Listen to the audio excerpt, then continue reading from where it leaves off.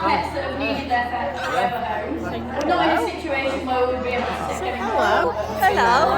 Like him, Thomas. Hello, Now, Paddy. he's out to do Hello, Paddy. At the moment, Brooke's going to hide a treat or place a treat into the bucket there. Paddy's got to try and get it using whatever method he wants to. So let's see the way that he deals with the task. We've not trained him to do this, we've left him to figure it out on his own. And that is a very clever way of dealing with that particular task. Well done, you can have a little clap for that.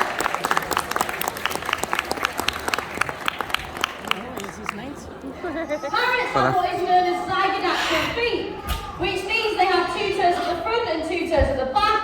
It means Paddy can use it to help lift the rope up towards himself, and they use their beak as a third limb, which this parrot is also going to demonstrate, as Paddy has just done so also. They'll use it for climbing or for carrying objects. Now Paddy's going to fab out here. Thank you very much to Paddy and to Brooke, everyone. Well done. Okay, so we have the chatterbox of the bird show out to join you all now.